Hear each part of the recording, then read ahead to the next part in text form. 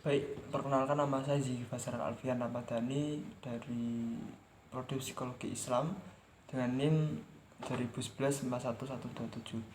Di sini saya akan menjelaskan soal UAS yang sudah diberikan oleh Ibu dosen.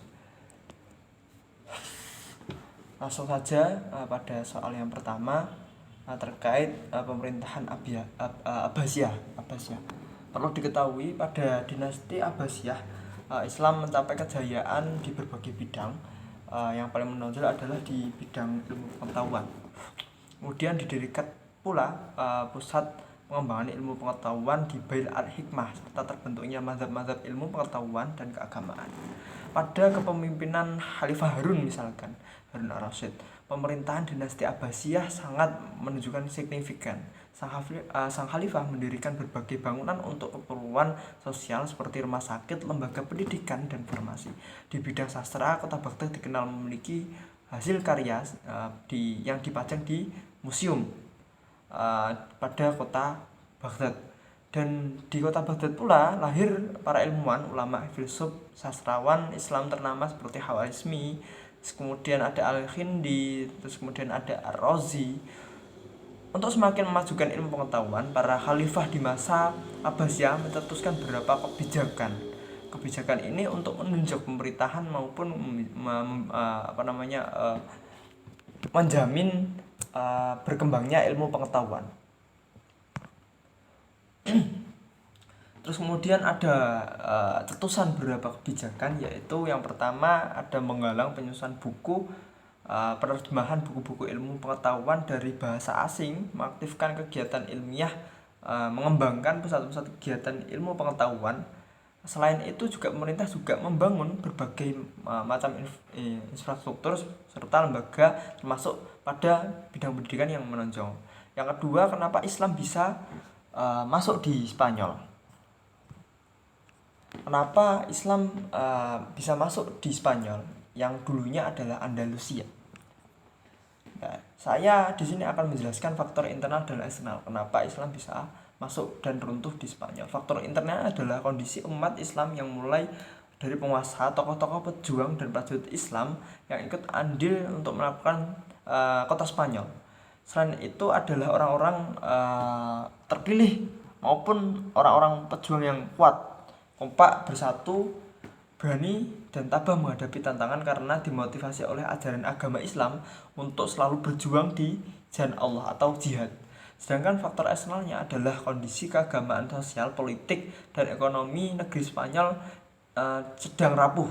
Kondisi keagamaan penguasa tidak toleran terhadap aliran agama yang dianut oleh penguasa, yaitu aliran monosofit, penganut agama Yahudi yang merupakan bagian dari penduduk terbesar penduduk Spanyol. Dipaksa dan dibaptis menuntut agama Kristen yang tidak bersedia disiksa dan dibunuh secara brutal. Terus kemudian mundurnya Islam di Spanyol. Kemunduran Islam yang berakibat fatal terhadap seluruh sendi-sendi kehidupan Islam di Spanyol, yaitu penyebabnya faktor internalnya adalah yang pertama sistem pengangkatan kekhalifahan yang kurang jelas. Karena sistem pengangkatan kekhalifahan yang kurang jelas, maka di antara anggota keluarga Bani Umayyah saling memperebutkan kekuasaan. Mereka saling mengklaim dirinya bahwa ia merasa lebih berhak untuk menjadi khalifah. Di samping itu juga boleh jadi di kalangan pembesar-pembesar kerajaan yang bukan dari kalangan mereka juga berambisi untuk menduduki khalifahan. Terus kemudian penyebab dari eksternalnya karena wilayah Spanyol terpencil, kondisi wilayah terturut mempengaruhi kemunduran Islam di Spanyol bagaikan daerah terpencil di dunia Islam yang lain. Dan berjuang umat Islam berjuang sendirian tanpa mendapat bantuan kecuali dari Afrika Utara yang notabene adalah negara muslim. Dan demikian tidak ada kekuatan alternatif yang mampu mendukung kebangkitan Islam di Spanyol lagi. Terus ada faktor yang kedua, yaitu konflik antara Islam dengan Kristen. Sejak Islam masuk di Spanyol, penguasa Islam tidak melakukan Islamisasi secara sempurna. Kerajaan-kerajaan Kristen yang ditaklukkan dibiarkan pada hukum adat mereka asal mereka membayar upeti. Di samping itu kehadiran orang Arab memperkuat rasa kebangsaan nasionalisme yang orang Kristen sehingga tidak pernah berhenti. Terus yang pertanyaan ketiga yaitu ada 3 dinasti besar dan peran ya, hingga saat ini terkait 3 dinasti. Pertama adalah dinasti Safawi, dipandang sebagai peletak dasar sejarah kebangsaan Iran. Kerajaan yang bermula gerakan tarekat keagamaan ini berkontribusi besar untuk mengisi peradaban Islam di Persia baik dalam ekonomi, politik, sosial maupun keagamaan. Terus kemudian ada dinasti Turki Utsmani.